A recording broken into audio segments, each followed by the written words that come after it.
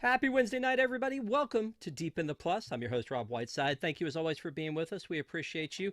If you have not already, please subscribe to WDWNT TV for more great content. And also, please give this video a thumbs up as it helps people to find us. If it's your first time to Deep in the Plus, thank you for being here. Basically, what we do is we go into the Disney Plus catalog, we pull out a movie, and we just go deep into that movie. We talk about it, we share our feelings, thoughts, and at the end, we're going to tell you if we would recommend it.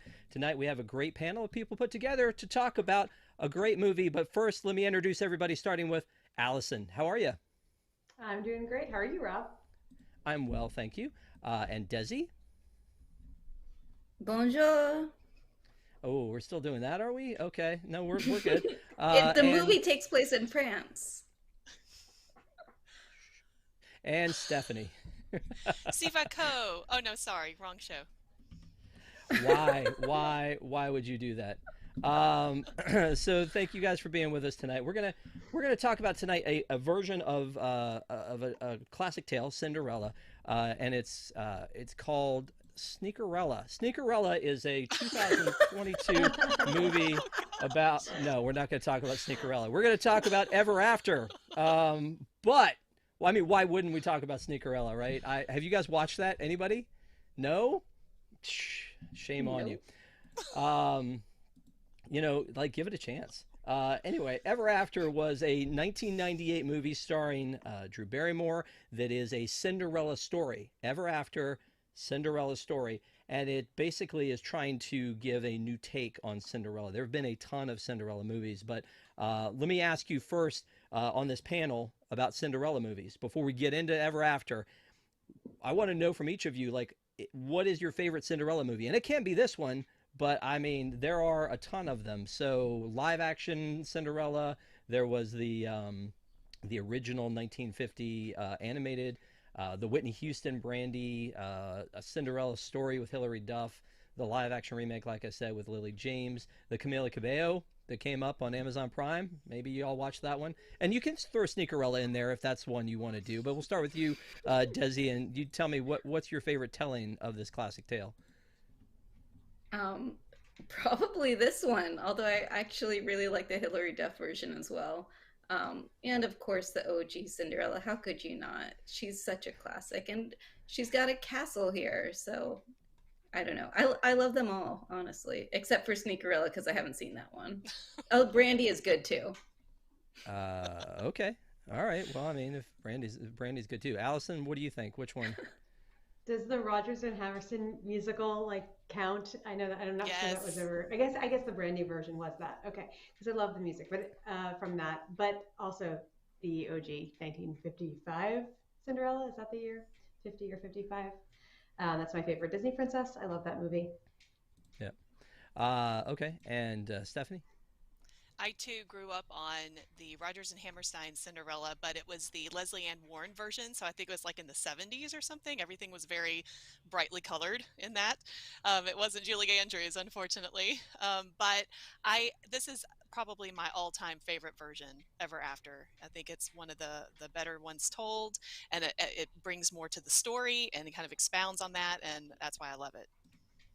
So Cinderella story is to me one of the saddest of all the fairy tales. And again, I know Allison, no offense, because I know you said it's one of your favorites, but I mean, it starts out well. Mom's already gone. We don't really know what happened to mom. She's gone, and dad, he's remarried, and there's a whole new life about to start. But wait, dad dies, and then she has to live in this house almost as a prisoner slash servant to this wicked stepmother and her awful stepsisters, fighting for everything, just against the odds completely. Finally, she gets a chance to go to the ball.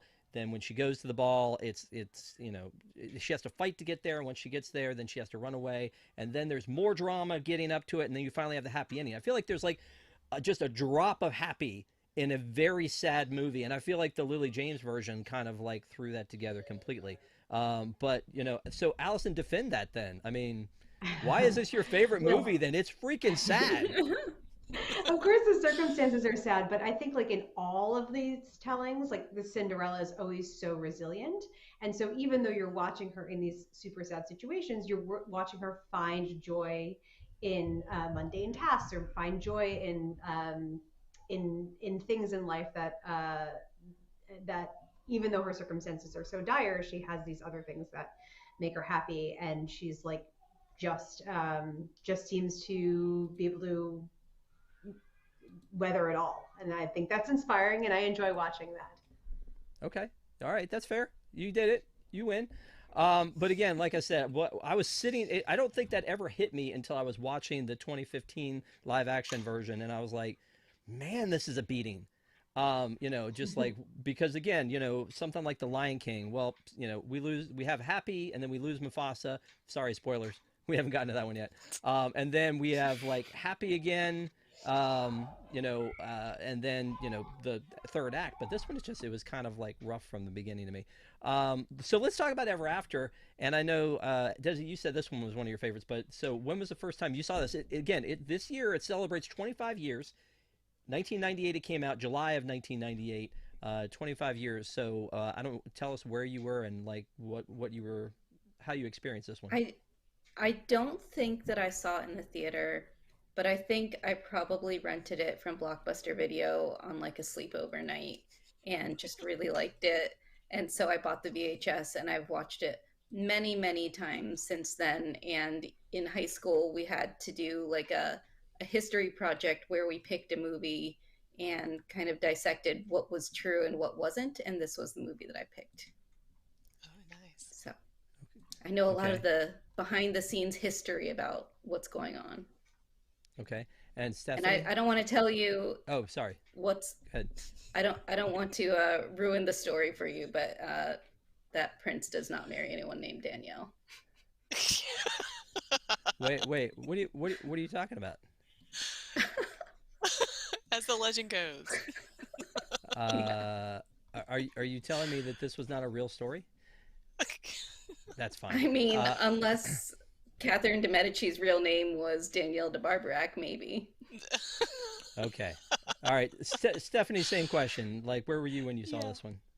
Yeah, I was their target demographic. I was a young teenager. I don't recall, like Desi said, ever going to the theater to see it, but it quickly became one of my favorite, if not my absolute favorite of all time, Cinderella version, because of how they were able to show her soft side and loving side and caring side when it came to her, family of servants that really raised her, not so much her stepmother.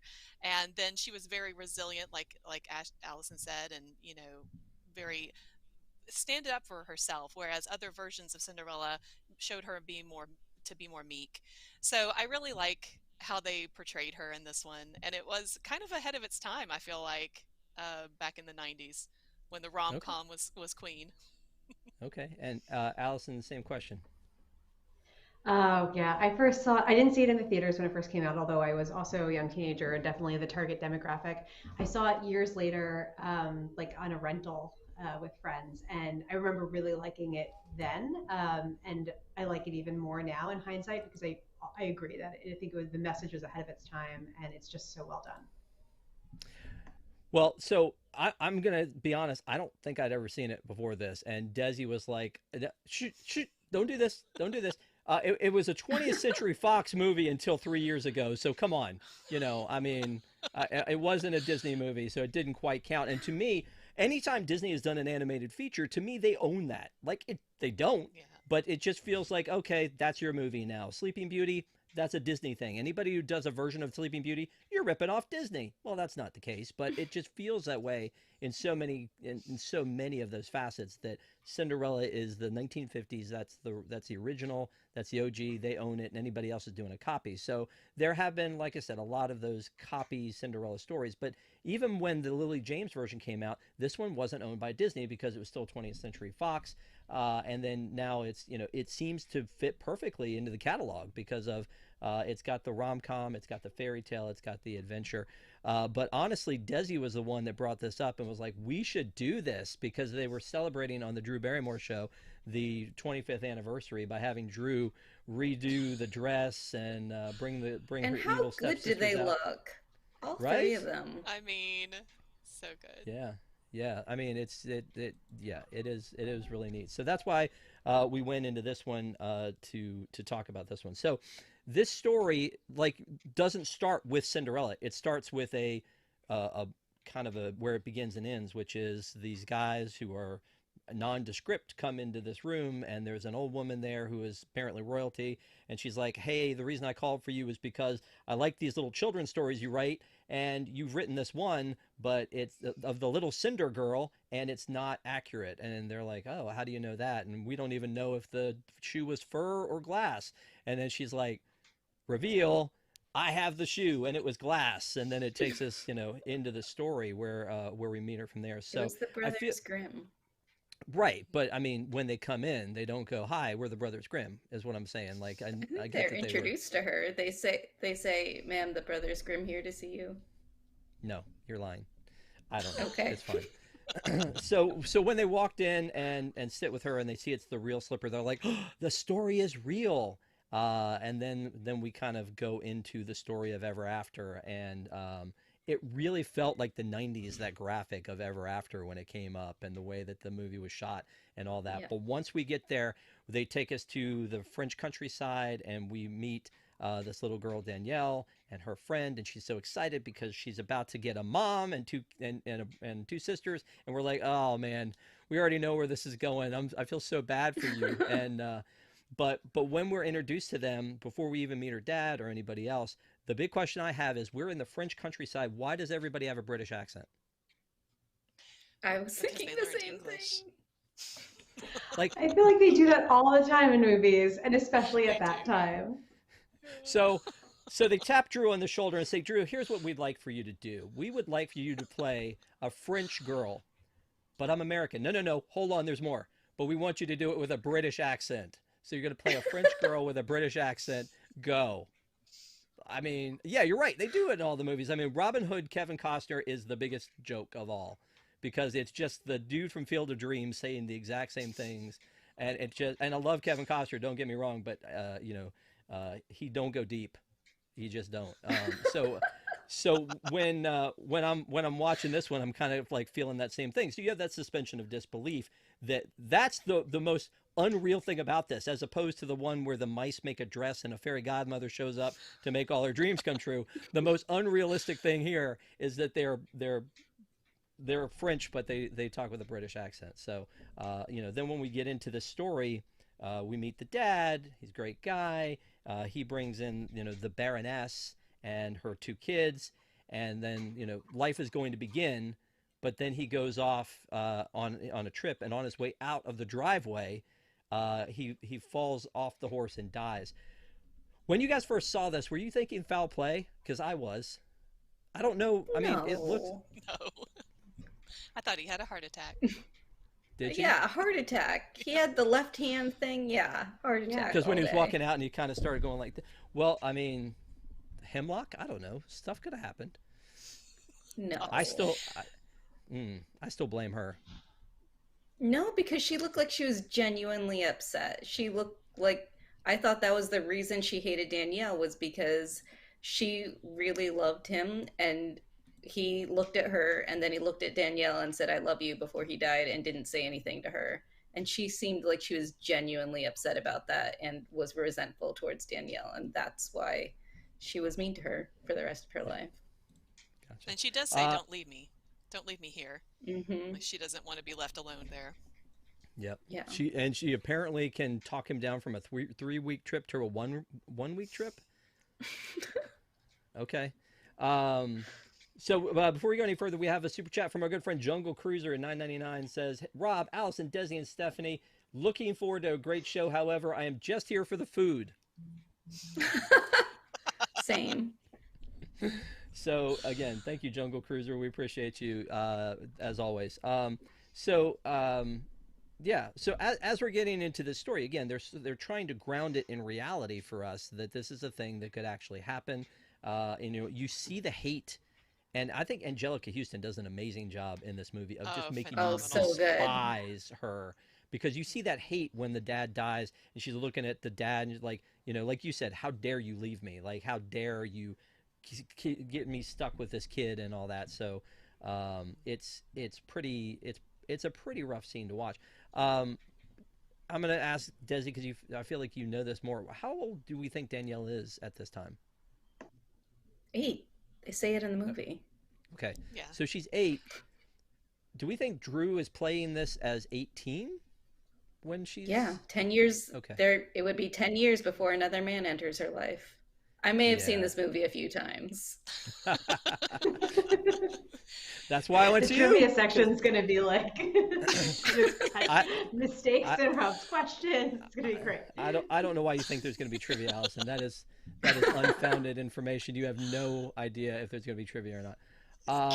So again, when we pass through to the 18-year, like the 10-year mark, and we go kind of the next phase of life, we open with like the castle and the prince, and he's making his escape because being a royal is hard, and so he needs to get away from his gilded cage, and so He's he's like the scaling. Princess Jasmine. Yeah, Yes. Same thought. exactly. Hmm. Uh, I mean, how rough is this life, Stephanie? Do you really think he needs to do the old bed sheets out the window? I don't know about the bed sheets out the window. I know that he wants to have his freedom, so maybe that's the only way he can escape. But I do know that everyone's trying to kill you when you're a royal because there's always somebody that's a cousin to someone that's a bloodline to something, and they always want power. And so maybe that's what he's not too thrilled about. Well, and again, when it starts, the dad is the king is furious, and he's headed down the hallways, and he's like, if I can't sleep, he can't sleep, and then when they get there, he's done the whole, sheets out the window thing, which I don't know is in olden days, is that a thing they did? Like I thought they invented that like in Ferris Bueller days. I didn't know that was something I that mean, went all the way back. didn't didn't Belle do the same thing in the live action Beauty and the Beast? Good point. Probably, yeah. Yeah, good point. Okay, so apparently it is very historically accurate. All right, good call. In France, yeah. In So France, yeah. as you're watching this part, Allison, again, I'm going to go to you because you said this was your favorite movie. Do you watch this as a Cinderella movie, or do you do you separate them because they feel so different? I think I separate them because they feel so different. This is more of like I watch them for different purposes. Like this is definitely more of like a grown up movie. It's still like a guilty pleasure, but it's not like a accessible for whole family and for young kids. I think it takes a certain amount of maturity to watch it, but yeah, I think that's my answer. Okay. Um, so then again, we've met the prince, and then he storms off, and then we see Danielle waking up in like a stable. Is that what it is that she's waking up in? And she's been by the fire all night reading her book. She comes out and she sees the prince, and as you would with any guy who's trying to steal your horse, so she throws apples at him and gets one really good shot and knocks him right off. I think we need to take her right to the fair if she can throw an apple and knock a guy off a horse. That's pretty Moving good aim. target. Yeah, that's pretty solid. So she drops him off, drops him off his horse, and then he throws his I guess it's a cloak Cape. off, and she thinks no, it's a cloak. It's got a hat. It's got a hood. It's a cloak. I mean, you can get me on the rest of it, but that's a cloak. Dead to rights. I'm telling you, it's a Okay. cloak. Anyway, so when when he gets up, apparently she sees like his symbol, and she's like, "Oh, I'm sorry. I guess you have to kill me." He's like, "Nah, I'll let you live, and here's a bunch of money. Hush up, and I'm leaving." So he takes off, and then he runs into Leonardo da Vinci. What? Of course, Like as one would do in that the forest. part that part was historically accurate. FYI, the king really did hire Leonardo da Vinci to be the artist in residence. Just And was it Awesome. fun because fact. Michelangelo could not do it because he was on his back? Yeah. I don't Stuck know under. about the Michelangelo part, but I know that the king was specifically very interested in the arts and specifically the Italian Renaissance. The king in France hired The king in France, yeah, Leonardo da Vinci. Okay, oh, Francis. cool. Yep. That's cool. Yeah, so I mean, Henry's. this is a history lesson, this movie, and Yeah. It's all historically accurate. Is that what you're saying? yeah, I mean, we should watch this, and it's the same as reading like a history book, I think. I mean, I don't know Okay, sure. So he dumps all this money on her and is like, I'm running away. That it felt a little making it rain. It felt a little uncomfortable, but that's fine. So he goes her way, and then she comes in with the money and the apples and says, "Look, we're gonna be able to make, we're gonna be able to get your husband out of the this horrible trade that the Baroness has made, where she has sold this guy off for the to pay the taxes." Is that historically accurate? No? No, Okay, I don't It think cool. so. I did look this part up. Maybe Desi can correct me if I'm mistaken, but No, no, they you look mention very sure of yourself. when she's fighting with the guy to get Maurice out, right? And she says, I can pay you double, this kind of thing. He says, no, he belongs to Cartier's men now. He's Cartier's man. I looked him up. Jacques Cartier was commissioned by King Francis, but it wasn't until 1534. And I think that Da Vinci, and he died in 1519. So it had to have been earlier that this was taking place. So they took some liberties with the, being able to go to the Americas and do the trading of the, indentured servitude and everything, just to make the point about class and status. And it worked well with the movie. I will say that. So, unless I had looked that up, I would have never made that connection. But they did mention that name. Well, we got to be careful how politically or how historically correct we are, because when we did that with The Greatest Showman, people didn't like that at all. Oh gosh. So just making I sure. ruined that movie for a lot of people, and I'm I'm Well, sorry. sorry. basically, no, no, it was not. But that was one of those things where we were like, hey, sure, the music's great and Hugh Jackman's acting was on point, but let's talk about the cruelty to humans of P.T. Barnum and how he should have been in jail. And everybody's like, "Aw, I used to like this movie." Oh. So no, but I think that I think that's one of the things that I think we're all thinking when we're watching it. And Stephanie, I love that like made you stop and think and say, is that the way that happened? And again, you were able to overlook the French people talking with a British accent, but you're like, I'm not sure that's accurate. Let me go back and check this one out and figure it out. So I heard the name she Cartier. Doesn't everyone know the name Cartier? I mean, I bougie. wish. If it's not in a Tiffany's box. Um, so they go to she goes to free Maurice, which crazy old Maurice, he's always good for a laugh. Crazy Maurice. And they so she gets him out and runs into the prince again. This is not a Superman Clark Kent situation, right? Like, how does he not recognize that this is the She had same her girl face that threw down. apples? When she threw the apple, she was face down. Okay, True. He just kind of saw the top of her head. okay, I'll give you that one. That's fine. Um, so on a scale and I'm talking about, like, is Dougray Scott, is he like a '90s 10? Yes. Okay. He's I mean, close. Yeah. I'm asking, like, was he a '90s 10? Okay. I don't He's know. about He what, 10 wasn't in my years older? locker. Oh gosh. Really?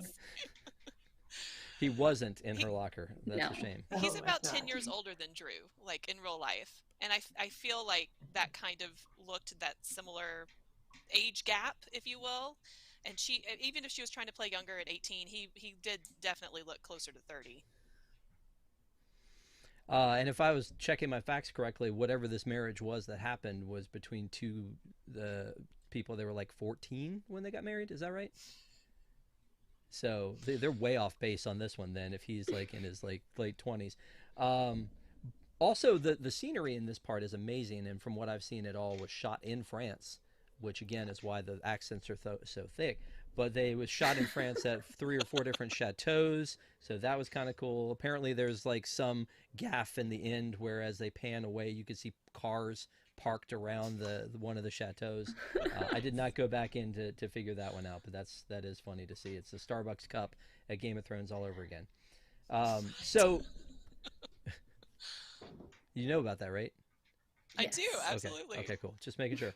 Um, It so wasn't so Amelia then Clark's. so this movie is 2 hours and 1 minute. You couldn't take 1 minute off of this one somewhere. I feel like you probably could have, but it's 2 hours and 1 minute long. Is this one? And Desi, I'll go to you on this one again. You said this is one you watched over and over again. What was like? Were you just looking for all of these like just historical accurate moments? Is that what I made you watch mean, it over? probably part of it, just because I had to watch it for my history class over and over again to pick out the parts that were historically accurate and weren't. Um, and I just really liked it in high school, which is why I picked it for my history class. And it's just a fun movie. Okay, that's fine. Stephanie, have you seen this more than one time or more than twice? Absolutely. It was like a slumber party staple, right? I mean, am I right, girls? Yes. Like you go, you go to your friend's house, you watch Ever After. And now I have four daughters and we watch it here. So Is that right, Allison? It was a slumber party staple. Well, that's how I first watched it, right?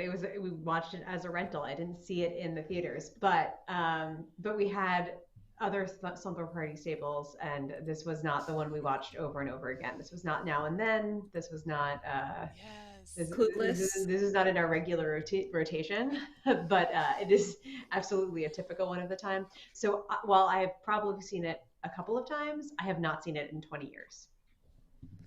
Gotcha. So, what if today was sleepover generation for you? It would be Sneakerella.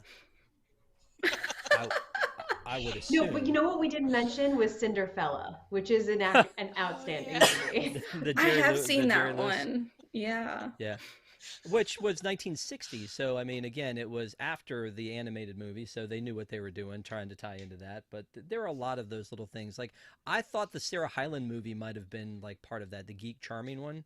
But again, that's sort of a Prince Charming situation. I'm not sure it's really, unless you can say Ella at the end, it's not. It doesn't count. Um, Ella Enchanted, does that count? I don't know.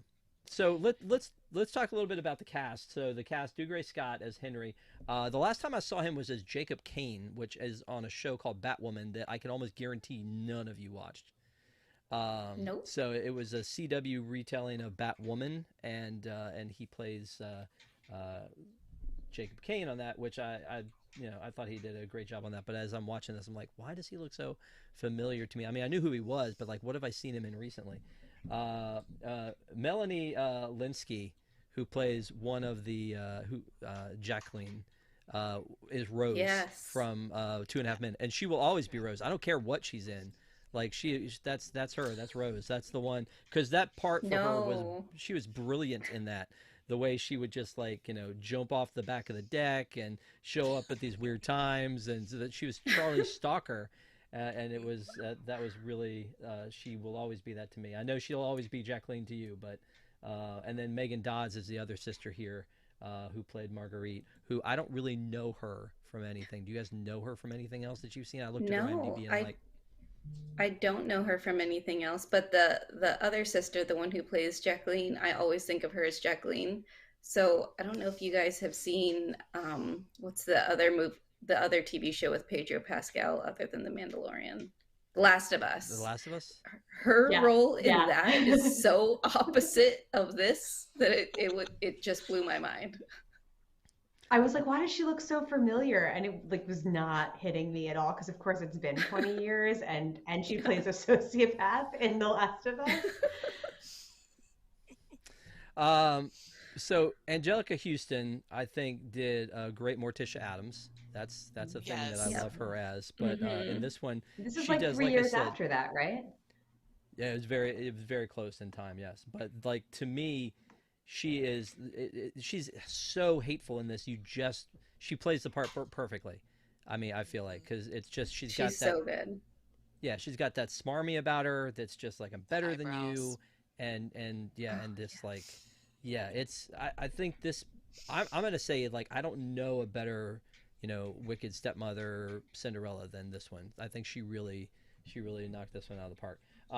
Andy Tennant, who is the director of this one, also was the director of Sweet Home Alabama. Anybody watch that one? All the time, maybe. That was another Yes. sleepover No, Yeah. not all the staple. time. I figured. But also Hitch. He also directed Hitch. Oh yeah, I liked Hitch. My favorite part of Hitch is where he's trying to teach Kevin James to dance, and he's like, "This is where you live, right here, just right here." Yes.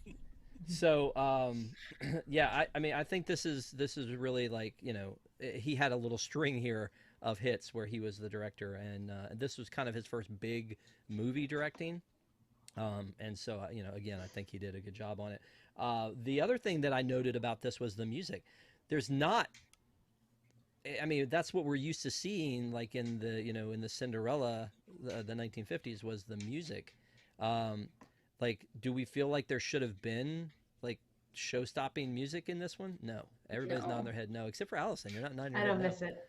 Okay, all right, No, just I don't making miss sure. it. Okay.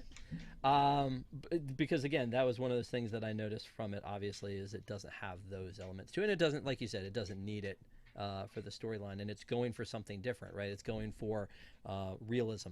And one of the things that we were talking about, like he comes across Leonardo da Vinci, is that I read something that said basically Leonardo da Vinci is playing the role of the fairy godmother in this one, because he's the one that creates the dress that looks just like the the flying machine that he's had, and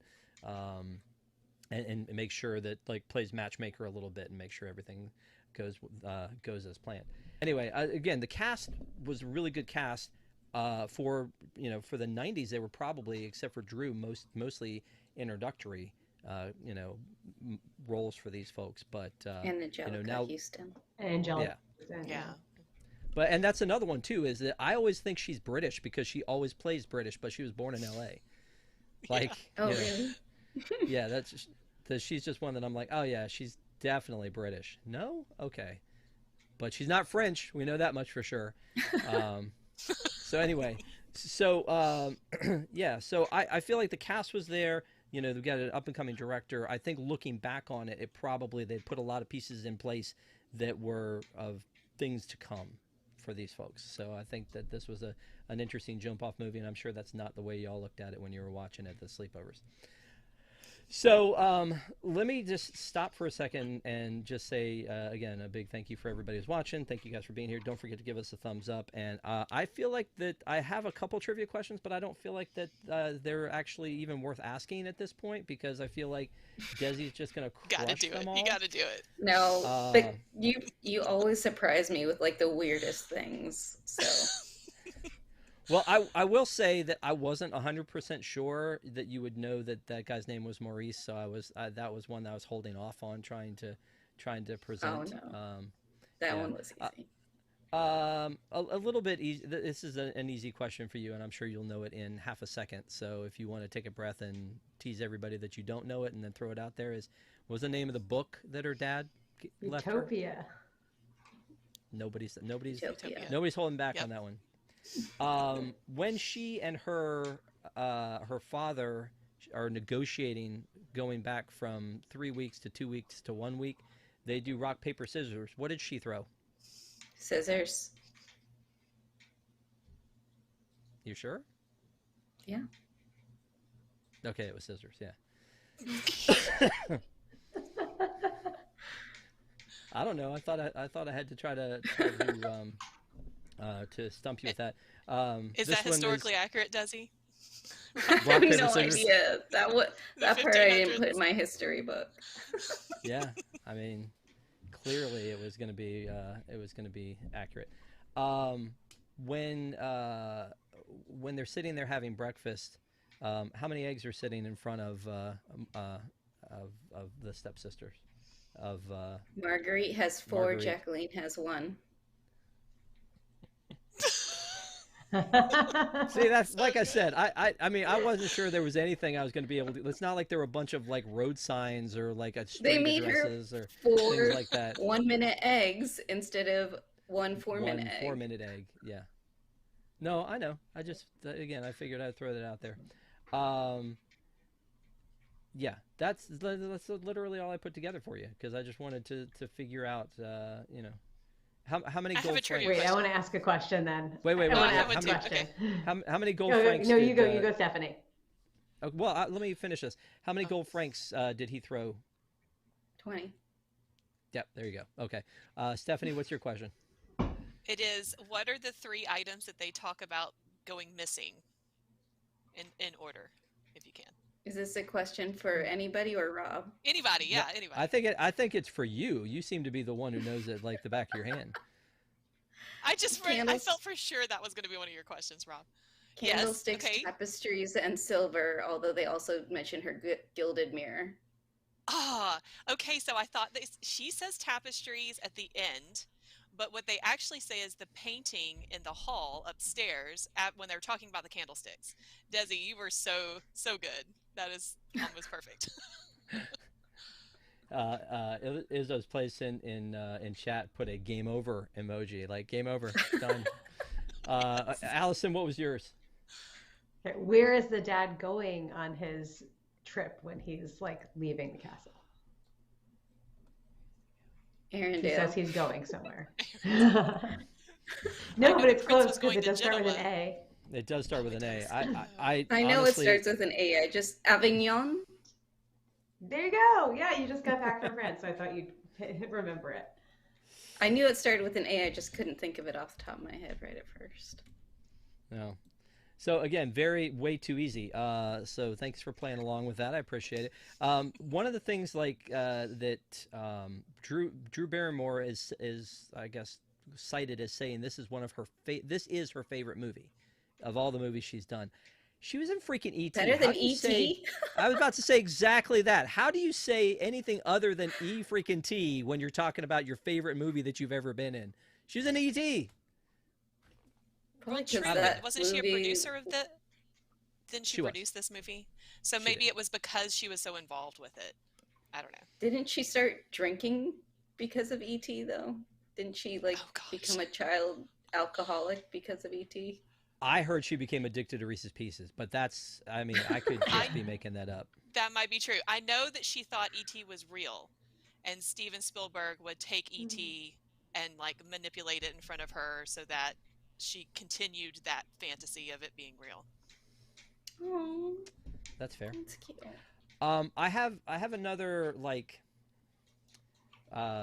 I guess operational question about this movie as well is that one of the things that happens is she has this lie, and that's we've talked about this before. That is like the storyline of so many movies is there's this lie, and when they finally get to the point where they want to come clean for it, there's always one thing that stands in their way, and then they don't get to come clean, and then they get outed, and then we have a tragic ending to Act 2, and we move into Act 3 where they try to atone for lying the entire time. And that's exactly, and it's happening. You're like, don't, just tell him. He's like, I want to show you something first. No, just tell him. Just tell him, tell him. And that's never the case. As many times as I scream at the screen, it never changes. But one of the things that is a problem is that she's a commoner. Well, they had a pretty nice, huge, big house that her dad lived in, and he married a baroness. So if he married a baroness, is there no royalty that is transferred at that point? No, Okay. because she became a baroness from her. She was a Right. baroness from her first husband, Oh, is that and what you were I going to say think too, he Allison? made his money in trade, so he wasn't necessarily, you know, a And she was a lord or female. anything like that. So back in those Right. days it didn't transfer to the women, it transferred to the men. She didn't have a brother. Gotcha. Okay. See, look at that. Real life seeps in.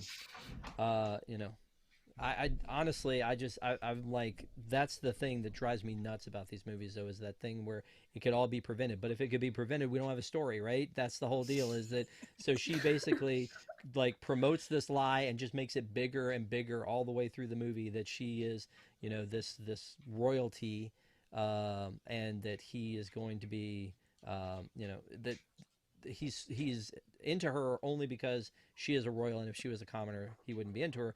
But it also allows her, this is a very PC movie. It allows her a platform at this point to be able to go and say to him, hey, you can affect change. You should do this. You know, you should be nicer to your, you know, your servants. You should let these guys go. And then, you know, so she's actually affecting change because of her station and knowing the people in being able to do this. And that happens in a lot of movies, whether it's, you know, I They feel like really that's do probably open a library and a university, FYI. That part was That's awesome. historically accurate. gotcha. Okay.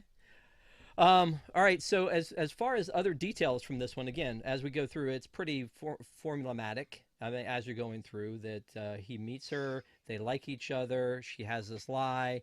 They finally decide. She finally decides she's going to tell him the truth, but he, says something else, and then she shows up at the, at the wedding, or not the, yeah, or at the big party, and at the Party. party, she, she gets outed by the evil stepmother that she's just a commoner, and she for some reason rips a wing off of her dress, um, and then and now he's a horrible person because he closes his mind to the idea that she's anything other than a horrible Street rat. street urchin, street rat, exactly.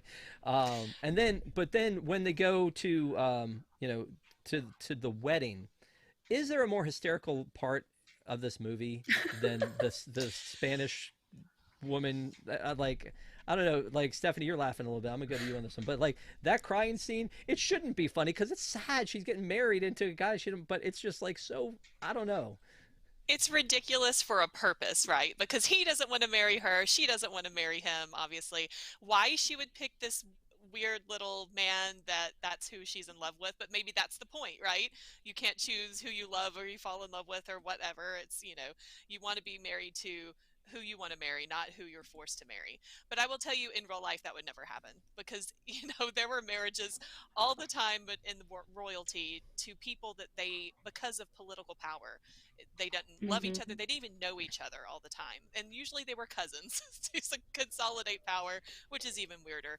But that happened a lot. And so they would never go again. This is just the 90s being, injected into 1500s France.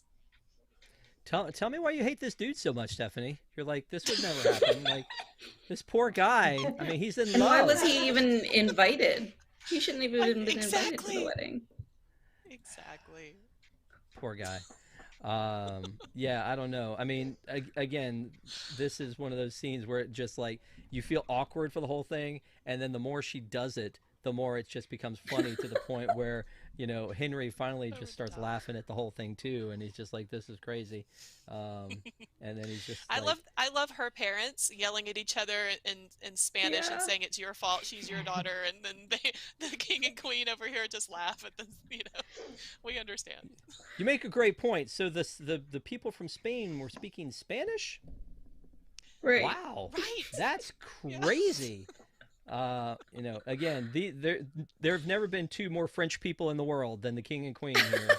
Um, I don't know. They It's do funny. have the fleur de lis. So Yeah, Allison, thoughts? No, I'm just enjoying my popsicle. Uh, no, I thought that scene was great. I think what I like, because it's a very serious movie, and Rob was already like, "This is really heavy." It's hard to watch any Cinderella story, and it's like really nice to have something that cuts it a little bit and like is a little bit of comic relief. And this movie sort of needs those moments. So yeah, this was a standout scene, and also the way the prince reacts is just like, I know exactly how you feel, and just like it runs off is just like it gave it a little 90s rom-com injection right at the right moment. Yep, and different from the actual. I mean, I say the actual story as if the Disney movie is the actual story. It Jacqueline. is. Yeah, right. Jacqueline has a soul and a heart, and we see her struggle with that between the servitude to her mother and the pain she feels for Danielle the entire time. And so, you when you get to the end, you kind of love that she has that moment where she's on the good side of good because she has transitioned well over time.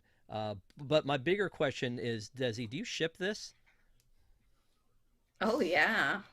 Yeah. All the way, especially when they're in their matching horse outfits. yes. I mean, okay, and this is and and he's like, "Whoa," and she goes, "Hey." So Wait, I didn't quite hear that again. Will you tell me that again? nope. What do they do? Good times. Yeah, and then so then there's this big reveal. We you probably don't remember when you watched this the original the first time. And again, to me, I feel like this was probably the first time I watched this one. But when the stuff's disappearing, I'm like, they're going out of their way to hint that stuff is disappearing. And they drop it 4 or 5 times. It's like, well, now something else is gone. Well, that's coming out of your pay, and it genuinely looks like to me that the stepmother doesn't know what's going on, and so I'm a little bit thrown when that twist comes at the end where they decide, oh, the prince is coming here. We're going to make sure that Marguerite has all of the things in her favor, so we're going to decorate the house. So what we've done is we've traded Danielle for all the things that this horrible dude has taken away. And they do a great job of introducing him at the market, knowing that he has a creepy thing for Danielle, and So then creepy. going away and then bringing him back at a time when it's like, okay, now we get to see this dude. And yeah, he's like, I feel like he's also like on a 90s scale, he's like 90s 10 on the creeper scale. Like Oh, he's just Oh, God. he's just the worst. Pepe Le, Um, Le Pew, right? yeah, and actually, I think he actually legitimately has a French accent, so maybe I should cut him a break on this one. But um, so the prince has decided he's going to come around. He's like, yeah, it's okay. She's a commoner. I like her all right. So I'm going to go ahead and save her. And at the same time, she's saving herself, which again, why not? She should. So she saves herself from this guy, and then she comes out, and they have the most romantic moment out in what looks like, I don't know, a abandoned field. Can Like I interject one you point can though? say anything you want. When she thank you, when she brings in the swords and she lays them on the table and he's doing the weird hair smelling thing, and she takes out his dagger and then draws one of the swords, and she says, my father was an expert swordsman and he taught me everything that he knew. How much could he really teach her on all of his At 8? gone on An all of his tricks? And 8-year-old. she's 8 years old. Really? So I thought She that was wouldn't a have even little, been able to lift a sword at 8. thank you, exactly, that's Well, exactly right. here's my theory to that. My theory is that she was trying to scare him into thinking that that was the case, and not that that was Okay. actually the case. Like that she was trying to convince him that that was the thing. But And you he know, was, it worked. I mean, yeah, he was definitely. It's definitely weird. Like they didn't, you know, it's Oh so God, freaking I hate creepy. it. Yeah, Ugh. yeah. I mean, it's just too And the way much. his It really fingers is. like wrap around it. Oh. Oh, Yeah. And then she escapes and gets out and has her showdown with the prince, and then they invite the step family to the palace for the big reveal that guess what, we've had this secret marriage. It's a huge kingdom, and everybody knows everything the prince does, but they were able to like slide in a wedding real quick that these people who are plugged into the royalty to a T, like that to me is a little bit off. No? well, they Like that purposely they hid Yeah. it from them. okay. Like everybody knew and were told, don't tell the Baroness again. Since this is Jacqueline a did. Because Jacqueline seemed to already knew that they were married. Yes. Mhm. yeah. Well, here's the only other thing that I want to say about this, and then we'll go to final thoughts on this. Is you can't have a Cinderella movie without the Cinderella moment of the shoe, and so he gets down on one knee to Yes. to put the shoe on her, but like, why? Because like, you know, in the original movie, he doesn't know who she is. It's a Superman Clark Kent situation where he doesn't know who she is until the slipper fits. In this one, he knows her all along. Why are we doing this? Desi, tell me, why are It we doing doesn't this? make any sense, but I questioned it not at all at that point. I'm Yeah. so I bought have a in. theory. All right. It's So it's Oh, a so share. yeah. it's symbolism from her class structure, like we said, from going right from the very beginning of the movie, where she pretends to be a courtier so that she can free Maurice. She's dressed up, but now she's dirty and she's in her rags and she's, the way that she typically is, and he's saying, I love you the way you are. It doesn't matter that you're not a courtier. And I'm moving you up in your stature, in your station, I should say. Okay. Desi, thoughts? I appreciate that it's actually the prince putting the shoe on her foot, because I always thought it was weird that the prince sent the duke out in the Right. 1950s version to go around looking for this girl that he supposedly loves so much that he's just like, just bring me any girl who fits the shoe. Whatever, I'm sure I'll just marry There's whoever. there's only going to be one, so yeah, just whoever it is, just bring her on in, first one that fits, because it's they're not going to be two. So yeah, let's definitely make that happen. I do love this also this moment from Jacqueline. This very knowing like glance that she gives when they've got So this good. plan that's afoot with them going to grab the stepmother and Marguerite and take them to for the final showdown. Um, so it's I think it's really well done. The movie is a neat telling and like I said, a more realistic telling of the story, which is cool. Um, so I want to go around and just first of all ask: is there anything that you guys wanted to cover from this movie that I've missed? Because you guys got a little bit more historically accurate than I thought you would, which is fantastic. But anything that I've missed before we have final thoughts on this one? I, I like the fact that they like in addition to kind of building out the stepmother and her backstory and why she is treating in this case Daniela, the way that she is and how she has a hard heart against her. But they also create the fact that Cinderella and Daniela and Henry are friends first. They know each other more, and she challenges him. It's not just love at first sight. It's not just the way that she looks. It's the fact that she is his equal and can challenge him on an intellectual plane, and I like that too. I like that they build that part out of it. Okay. Anybody else final thoughts before we move on? Okay. So I do want to thank you guys for being on the panel tonight, and also just to remind everybody that uh, Desi and I did. What was the last one that you and I did? The last movie we did, was it The Mandalorian. the Mandalorian? And then we also did Toy Story 4. So if you guys want to check those Oh out, yeah. and then Stephanie did did Mary Poppins Returns, which was really fun to do. And then Allison was on The Greatest Showman, but watch with care for that one. And then also she and I did Splash and another great '90s movie, 10 Things I Hate About You. So was one of our more popular shows. Also So great. go back and check them out on WDWNT TV. And also again, if you are watching this and you're one of our WIGS members, we love our WIGS, the WDWNT Interglobe Society. Check out more about how to become a member of the WIGS at patreon.com/WDWNT. And then finally, Park Center is going to be on this Sunday night. But last Sunday, we had a great talk about the Star Cruiser. Stephanie shared a lot of her stories about being on the Star Cruiser. Desi shared a lot of her regrets of not going on the Star Cruiser.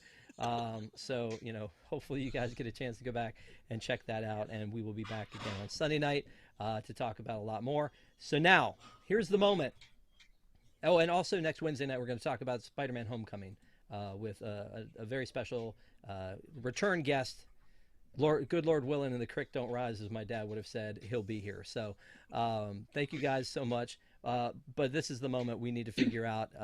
And I don't think you guys have been shy about it, so it should be pretty easy. And we'll start with Desi and go all the way around to Allison on this. But Desi, here's a really quick question, and I hope you have a concise, fun, accurate answer. Would you recommend this movie? Yes, yes, I recommend this movie 100%. And unlike The Greatest Showman, where I said, like, yes, I recommend it, uh, like, fun wise, but no, not historically. Other than the fact that he doesn't actually marry somebody named Danielle, it is fairly historically accurate. So I'm going to give it a pass. And also, he wasn't a horrible person like P.T. Barnum was. By the way, Steven in chat says I like your crown, Desi. So thanks for always coming fully It's prepared. from when I was homecoming queen. Oh. What a flex. Okay, Stephanie, same question. Yes, two thumbs up. Siskel and Ebert. Love it. That's it. That's it. Just two That's it. thumbs up. It's a great sleepover movie. Yes. It's a great movie in general. I think if you Okay. haven't checked it out, you need to. Yeah. And Allison? Oh, I'd absolutely recommend it. And I can't wait till my daughter's old enough so I can watch this kind of thing with her, and stop watching like, I don't know, Peppa Pig like we do all the time. This will be a lot more fun. 70, you've given me something to look forward to. But I would watch this again, and I absolutely will. I'm so glad that I got to rediscover it. How dare you put down Peppa Pig in such a way? Man, it's a good thing you didn't say anything You bad watch about it Bluey. with There my would be daughter. revolution. There would be revolution if you said the bad things about Bluey. Let me ask you one more question before we go, though. Because this is an IP that is 25 years old this year, if you were Disney, like this is a 20th Century Fox thing, but it was obviously a very beloved movie, and for a lot of people, if you were Disney, would you feel like you should do, I don't know, a merch line or something like this to celebrate this movie? Or is it because it's 20th Century Fox, we just don't? Why else I did would you buy buy it. Fox if you Yeah. if you weren't going to take advantage of the properties that came with it, especially something that fits as nicely with the Disney brand as this one does. Right. Yeah. And I mean, I think they should do a lot more with Anastasia too, but that's just my thoughts. it's not Yes. even on here. It's Hmm. not even on here. Wow. Because Allison and I tried to review it, and it was like, oh, guess what? It's not on here. That's the only rule. That's the only rule. And because of that, we haven't done Tower of Terror, Tomorrowland, House of Mouse, Muppets Tonight, Anastasia, Mrs. Doubtfire. The list goes on because they're Oh my not on there. gosh. And not only is there a bunch of stuff that isn't on here, but apparently they're pulling more stuff off. So great. Now we can't do the Mysterious Benedict Society. That's a lot. Um, but Stephanie, should there be a meet and greet character of Danielle? Unless there's one for Anastasia, I think no, probably not. I'm waiting for John McClane. Give me that meet and greet. That's the one I want. Yes, Oh, at that would be. Christmas, because it is a Christmas movie. Yes, thank you. When It we is. had our ink and paint princess March Madness, I think Danielle made it pretty far, and the only reason she didn't make it further was because she wasn't specifically a Disney princess. Hmm. Yeah, for Okay. shame. I got you. And then what I need, Allison, I need you to mention one more movie you think you and I should review, so I can check and confirm that it's not on Disney Plus. And yeah, anytime we pick something, it's going to be not there. We talked about Maleficent actually, yeah, yeah. wasn't there. Um, this has a Cinderella story piece in it, but Into the Woods has been on the list for a while. Yes. That's a good And one. they show the cutting off of the toes and for putting the stepsister's feet in the shoes. Don't they show that? Into the Woods. Yes, and Into the Woods. It's the Brothers Grimm version. Gotcha. I'm just going to say we probably do need to do Into the Woods at some point. And I don't think it's as problematic as The Greatest Showman, so we should probably be okay joining in and doing that one and seeing what we think about that one. That was a good movie, so that's a good pull. And it is on there because when I finished watching Ever After, it was like, you may like, and Into the Woods was one of them. So there you go. Awesome. Thank you guys again so much for spending your Wednesday night talking about this movie with me, and thank you guys at home for watching it. We appreciate it. Don't forget to give us a like. Don't forget to join us next Wednesday night for Spider-Man Homecoming and Sunday night for Park Center at 9 p.m. We'll see you then. Have a great week, everybody. Bye.